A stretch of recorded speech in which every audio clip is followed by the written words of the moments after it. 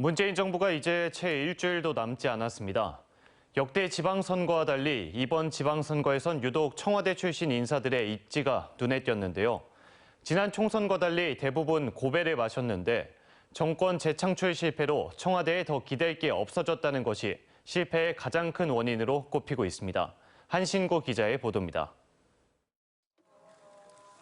지난 2018년 지방선거, 그리고 지난 2020년 국회의원 총선거.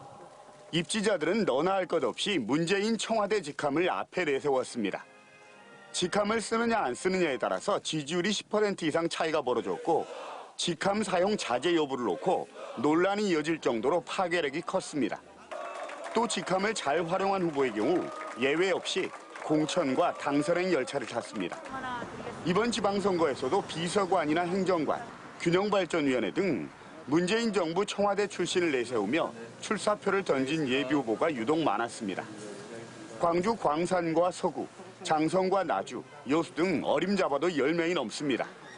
그런데 지난 총선과 달리 민주당 공천 과정에서 줄줄이 고배를 마셨습니다.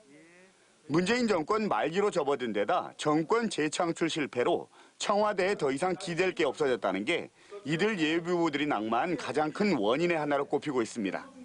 문재인 정부 초기 같은 경우는 청와대 출신들이 예산, 정책, 민원 이런 해결 가능성이 높아서 절대적으로 주민들이 선호하는 경향이 있었지만 지금은 정권 교체로 그런 기대 자체가 어려워졌기 때문입니다. 총선과 달리 지방선거는 탄탄한 지역 기반이 밑바탕이 돼야 하는 것도 한 원인으로 분석됩니다.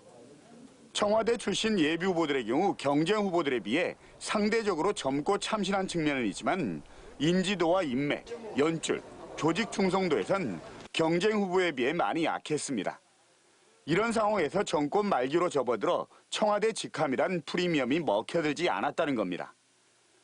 이번 지방선거의 민주당 공천 과정은 새로운 피, 젊은 신인이 공천이나 당선의 벽을 넘어서기 위해서는 직함만이 아닌 개개인의 자질과 능력, 그리고 지역에서의 다양한 활동 등을 통해서 인지도와 경력을 쌓아야 한다는 사실을 보여주는 사례로 남게 됐습니다.